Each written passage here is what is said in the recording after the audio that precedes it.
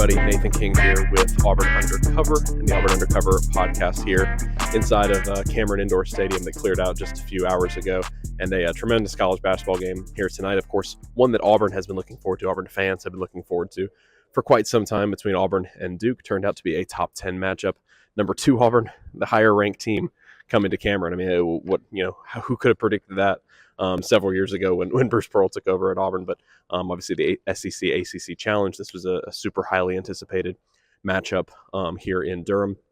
And it goes to Duke. So Auburn suffers its first loss of the season here inside Cameron Indoor Stadium, 84-78 on Wednesday night. Credit to Auburn for coming in here and being unfazed at the beginning of the game. It's a veteran team. You knew that this environment wasn't going to rattle them, even though this was, me personally, this is the best college basketball environment I've ever seen in my entire life. I mean, it was an absolutely tremendous game.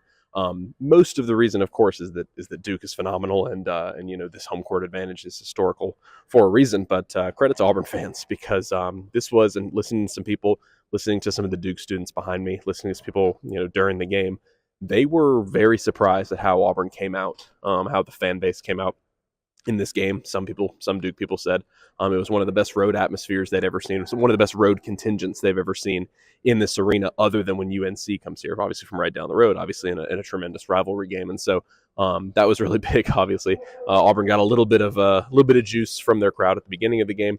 Auburn comes out here today and really fires out some great shots out of the gates. I was up 13-2 at the beginning of the game. John Shire and Duke have to call a timeout early in the game, so off to a very good start. That was key because Duke, for the rest of the first half, was a wagon offensively because of Isaiah Evans. He's a freshman. He's the number 1 player in North Carolina.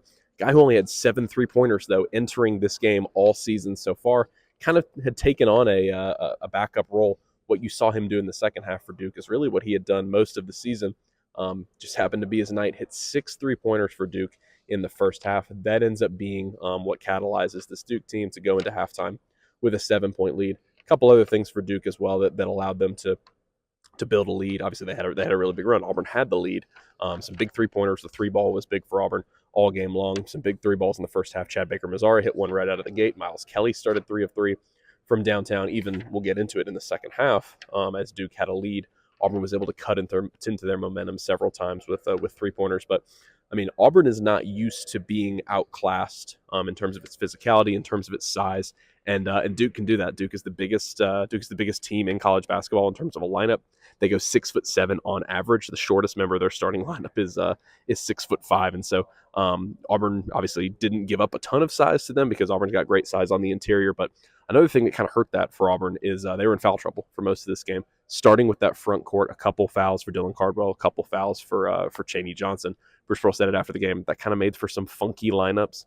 And when you've got to defend Cooper Flagg in the front court, number 1 overall pick most likely in next year's NBA draft, superstar freshman for Duke, that makes things a little bit more difficult. But in the first half, I believe Auburn was -9 at halftime on the boards.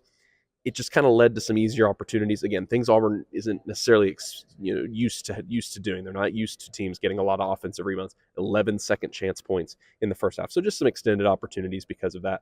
Auburn really shored up, though. They won the rebounding battle. I'll have to find it here.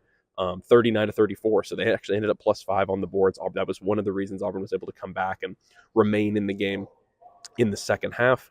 Felt like it might have been the danger zone there for a little bit. Dylan Cardwell gets a flagrant 1. And it felt like, okay, if Duke can go just hit some free throws, and it was a double-digit game. Duke led by double digits in the second half, but Auburn didn't get rattled. Todd Pettiford was masterful.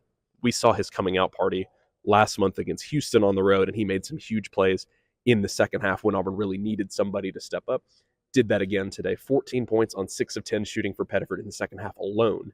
Didn't turn the ball over in the second half. So their freshman guard continues to step up. Janai Broome for Auburn started 2 of 9. In this game. We mentioned Duke's length. I mean, they've got a 7'2" freshman center. Tons of guys that can throw at him on the inside. It wasn't easy for him out of the gates. Duke had a lot of focus on him. As we've seen Auburn do over and over again, they were able to adjust in the second half. Broome scored the first bucket. Surprise, surprise. Broome scored the first bucket for Auburn in the second half. He's able to get rolling. Both him and Pettiford finish with 20 points. It was looking like it was going to be set up to be a photo finish in this game. Auburn had an opportunity to make it a 2-point game at the under 4 timeout. There was a really big 5-point swing, I thought, if you watch the game. Like, you know that it was this possession where, look, Auburn played great defense toward the end of the game. It was a possession that was going down to the wire. Duke really didn't look like they had very much. And Bruce Pearl said after the game, Auburn defended in the half court against Duke pretty well for this game when they weren't just getting out and scoring in transition, particularly with Evans in the three-point shot. Auburn defended pretty well, but that possession there, Tyrese Proctor, who's a veteran guard for Duke, hits a three as the buzzer is sounding. That was obviously brutal on a possession where, number one, you felt like you defended really well. Number two, Auburn's bench wanted a push off on Cooper Flagg, who goes for 22 points and no turnovers. Fantastic game, obviously, for an NBA prospect.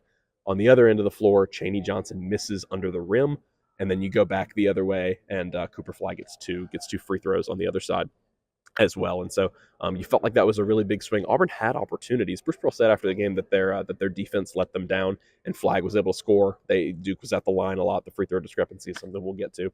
But there were also some offensive opportunities left on the table.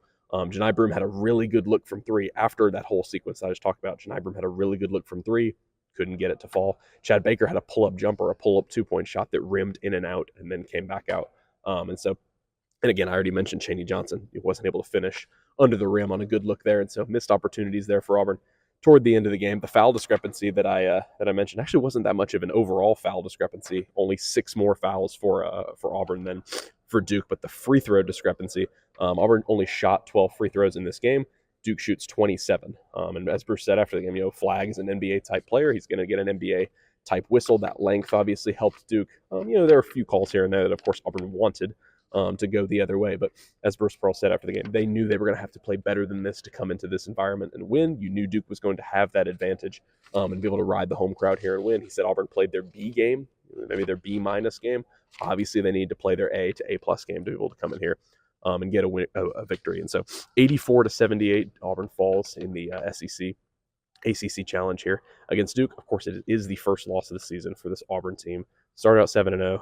4 wins over teams that are currently ranked. This would have been your 5th. They're still number 1 in KenPom after today. This was one of those games that, of course, obviously you would have loved to have won this game, but this was one of those games where you felt like a win would essentially be gravy, and a loss doesn't really do that much to you. Again, I just mentioned they're number 1 in KenPom. Your resume isn't going to take that much of a hit. This is the Duke team that, despite 2 losses, was viewed. Some metrics had Duke as the number 1 team in the country actually going into this game. Still easily a top 5 team in the country in terms of the overall metrics and the numbers that obviously like the ceiling of this Duke team when they're able to play well. And so Auburn falls here tonight, back to work for them on Sunday against Richmond.